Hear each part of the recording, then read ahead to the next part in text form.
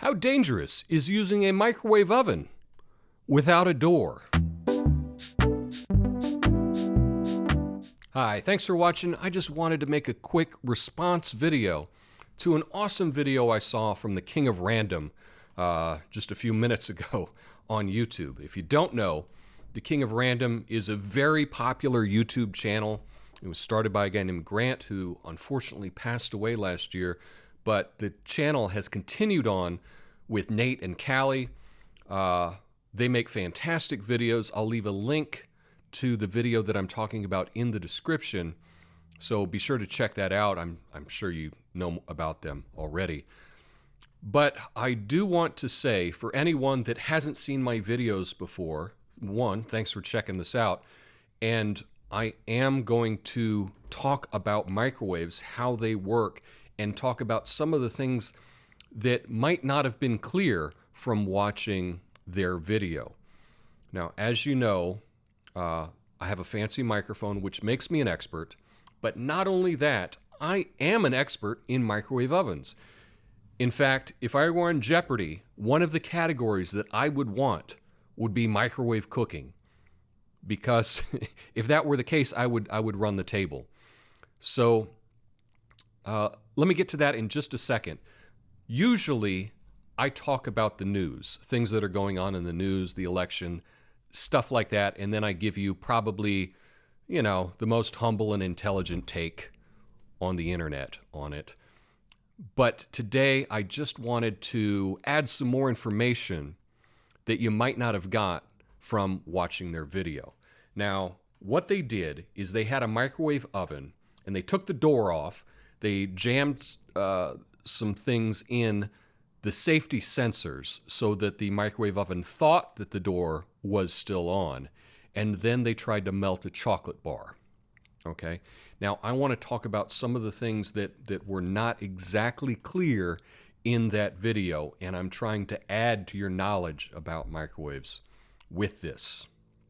Now, I'm doing this to try to share new information that might not have been covered in their video. This is no way a criticism of what they did. They make fantastic videos. I wish I could make videos as well as they did. They have all kinds of success. Do I wish I had that kind of success? Of course. But I just wanted to add in my expertise in this. Now, one thing that was mentioned in the video was the size of a microwave, and I'm not sure where he got the information, but from what I understand, a microwave, as far as what is used in the microwave oven, it is a high-frequency radio wave, and it's about the size of your pinky.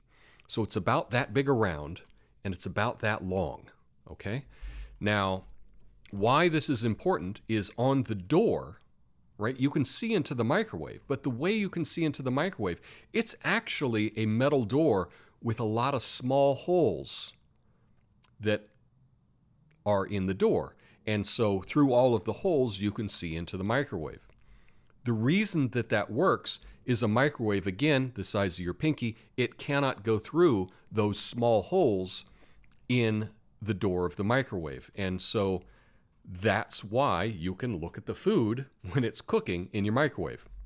A couple other misconceptions that I wanted to bring up. There's no heat in a microwave. A microwave, high-frequency radio wave. It's not hot. What it does, though, is it agitates the water molecules, okay, in your food. So if you put a cup of coffee that you wanted to heat up, it will agitate the water molecules, thereby creating heat. But the microwave itself is not hot. Now, Nate mentioned that the plate got warm, and a plate should never get warm in the microwave. That's the sign that you're using a microwave plate that is not microwave safe, okay? And you should only use microwave safe things in the microwave. What that means is the plate itself, perhaps there's something metallic that's in the glaze or that was used in the material creating it. If you continue to use that in the microwave, it is definitely going to get weak and break. It is not going to last. Sometimes with coffee mugs, that are not microwave safe, they will use a compound to connect the handle to the cup that might have a little something metallic in it. And that will break down as well, and the handle will break off. So you don't want to be using anything that's not microwave safe in the microwave. Also, Nate talked about the size of the opening, and he used that in his calculations to find out how far away one could be from it. Well, that has nothing to do with this. That is some kind of assumption that doesn't make sense if you know how a microwave oven works. A microwave is created from the magnetron tube, and that is, above the cavity of the microwave. And it will shoot these microwaves, again, about the size of your pinky, out into the cavity of the microwave, and it will bounce around until it comes in contact with something that has water molecules in it. And so it will bounce off the front, the bottom, the top. It will just bounce around until it comes in contact with a water molecule. That's how a microwave works. So the opening of the door doesn't really have anything to do with how far away you should be to it. It could have a smaller opening or a bigger opening. That doesn't matter at all in the calculation of how far away you need to be safe. Okay?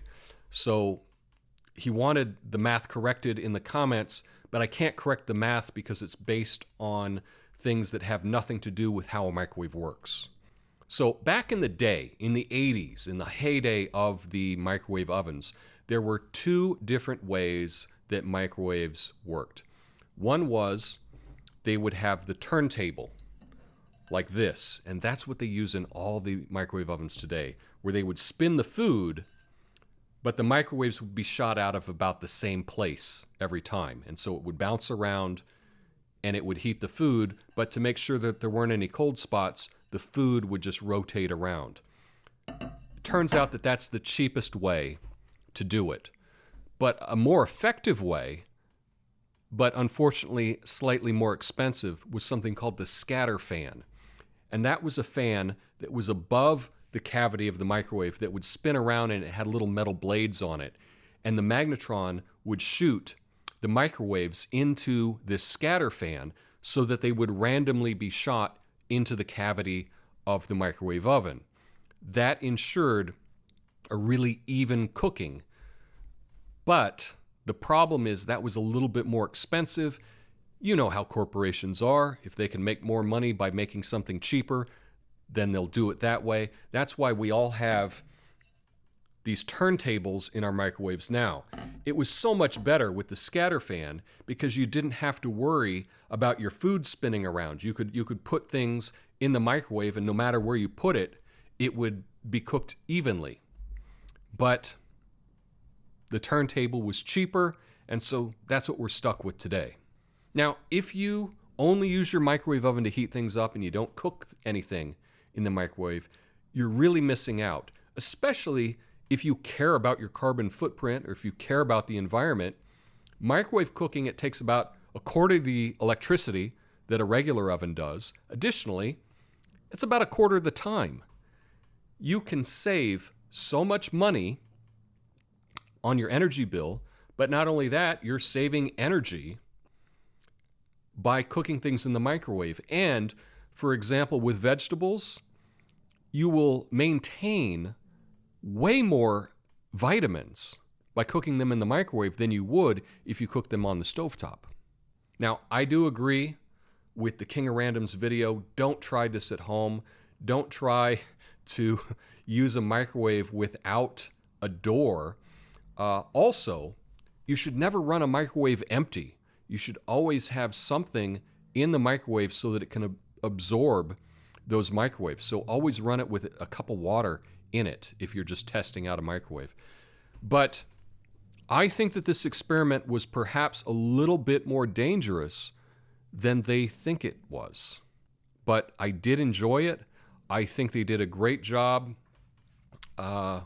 explaining what they could explain, and I hope that I've cleared up a few things about microwaves that they didn't touch on that. If you made it this far in the video, please hit the like button, share the video with other people, and if you've never seen my videos before, please check out another one. I mainly do stories about the news, but you may get something from my videos that you're not getting elsewhere.